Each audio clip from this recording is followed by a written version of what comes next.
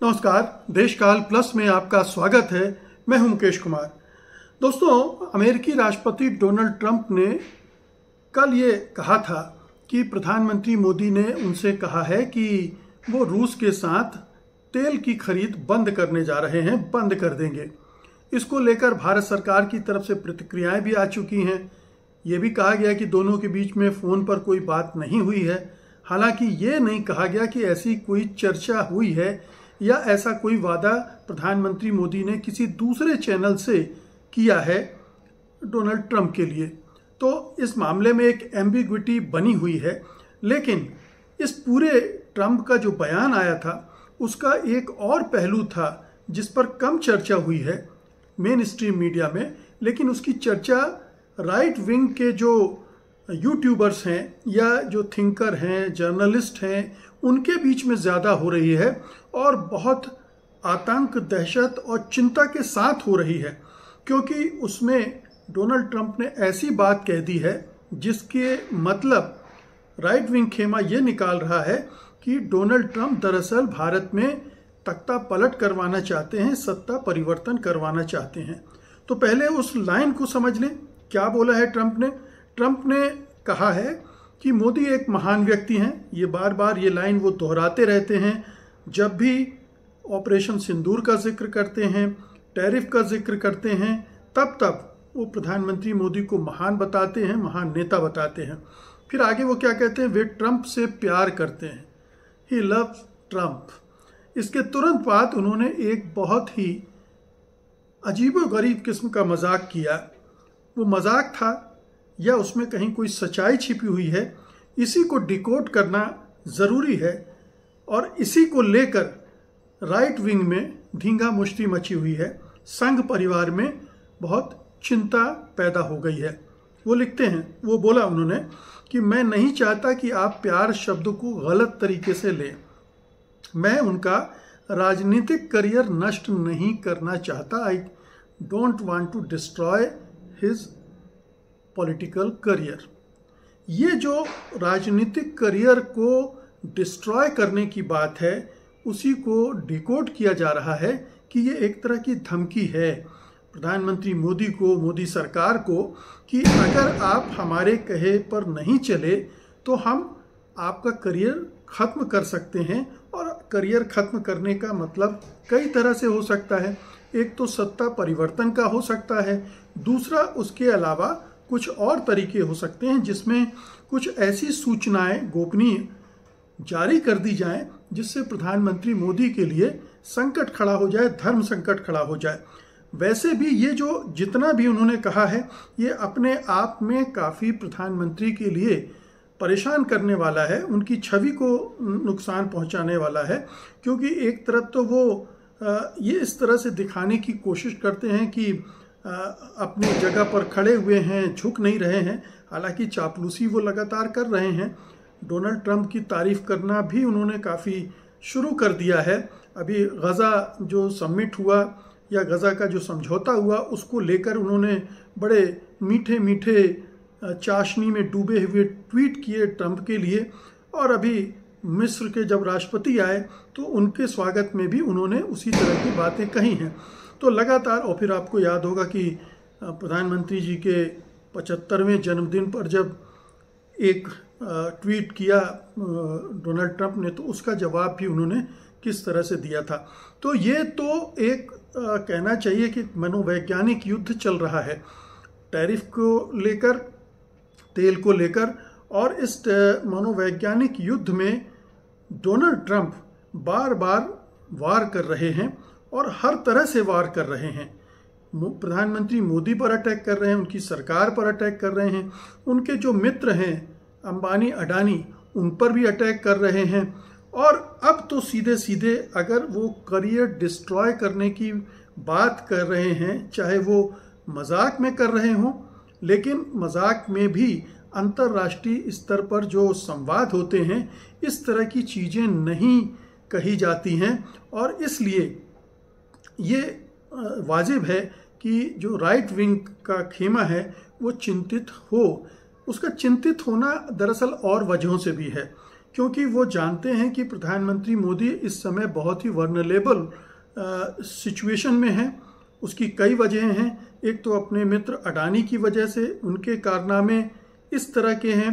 अंबानी भी जिस तरह से रूस से तेल खरीद कर 50,000 करोड़ से ज़्यादा कमा चुके हैं, वो भी टारगेट पर हैं, क्योंकि यूक्रेन वार को लेकर ट्रंप बहुत ही एग्रेसिव हैं रूस को सपोर्ट करने को लेकर। और इसके अलावा एक जो बड़ी चिंता की बात आ रही, बहुत सारे विशेषज्ञ इस तरफ इशारा कर रहे हैं कि मोदी सरकार ने इजराइल से पेगासस खरीदा था और उसका बड़े पैमाने पर हिंदुस्तान में इस्तेमाल किया था।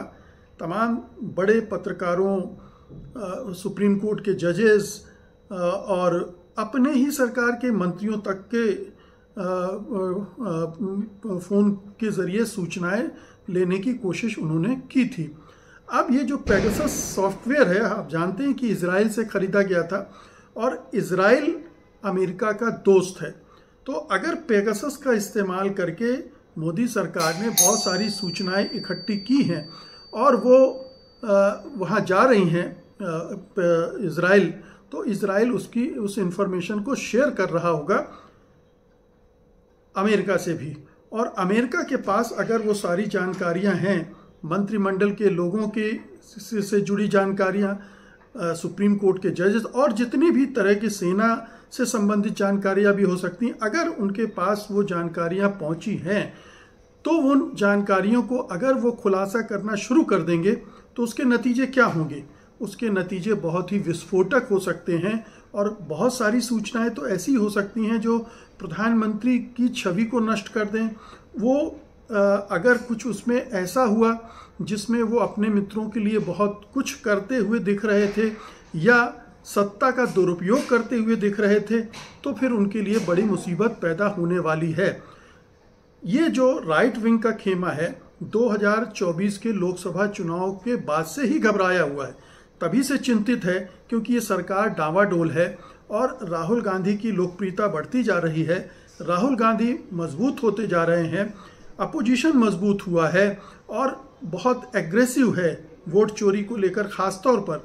तो ये तमाम तरह के दबाव बन रहे हैं और आसपास के देशों में जिस तरह से तख्ता पलटा है, चाहे नेपाल हो, बांग्लादेश हो, श्रीलंका हो और दूसरी जगहों से भी इस तरह के समाचार आ रहे हैं, जैसे अभी मेडागास्कर में जेन जी ने तख्ता पलट किया वहाँ पर। तो इस तरह की आशंकाएं, डर अब संघ परिवार में और मोदी समर्थकों में भरता जा रहा है।